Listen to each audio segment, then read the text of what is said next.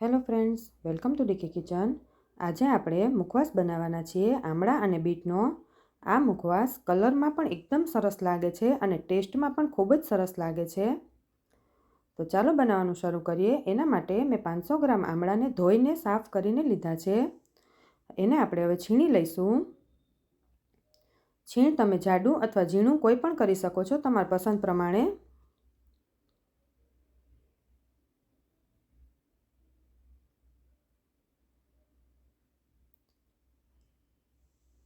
આ મેં જાડું છીણ કર્યું છે। એવી રીતે આપણે બધા આમળાને છીણી લઈએ। આમળા આપણા છીણાઈ ગયા છે। મેં અહીંયા બીટની છાલ ઉતારીને એક મીડિયમ સાઇઝનું બીટ લીધું છે। બીટ અંદાજે 200 ગ્રામ જેટલું છે। બીટને પણ આપણે છીણી લઈશું।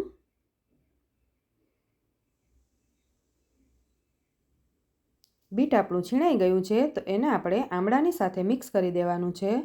પછી આ 350 ગ્રામ જેટલી ખાંડ એડ કરી છે। ખાંડ તમે તમારા પસંદ પ્રમાણે વધારે ઓછી કરી શકો છો। આટલા આમળામાં આટલી ખાંડ પરફેક્ટ માપ છે। હવે આપણે ખાંડને મિક્સ કરી દેવાની છે સારી રીતે। ખાંડ આપણી મિક્સ થઈ જાય એટલે આપણે તેને 24 કલાક માટે ઢાંકીને મૂકી દેવાનું છે। પછી વચ્ચે વચ્ચે આપણે તેને મિક્સ કરતું રહેવાનું છે।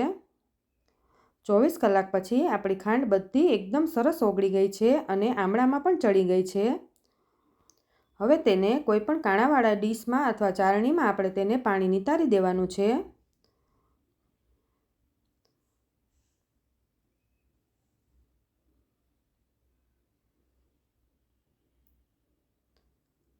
અડધી કલાક સુધી રાખવાનું છે એટલે પાણી બધું નીતરી જશે। હવે આપણે તેને કોઈ પણ સ્વચ્છ કપડા ઉપર પાથરી દેવાનું છે। 3-4 દિવસ સુધી સૂકવી દઈએ।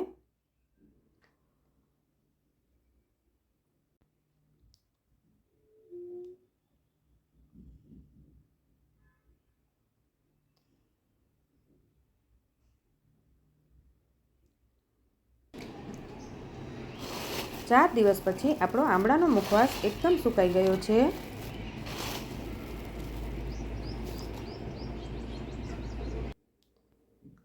સોફ્ટ અને ક્રિસ્પી એવો મુખવાસ આપણો તૈયાર થઈ ગયો છે। તો આપણે તેને એક બાઉલમાં કાઢી લઈએ। આ મુખવાસ તમે સ્ટોર પણ કરી શકો છો। આમળા અને બીટનો મુખવાસ આપણો તૈયાર થઈ ગયો છે। એકદમ યુનિક કલર આવે છે આનો। જો તમને મારો વિડીયો ગમ્યો હોય તો લાઈક, શેર અને સબસ્ક્રાઈબ જરૂર કરજો।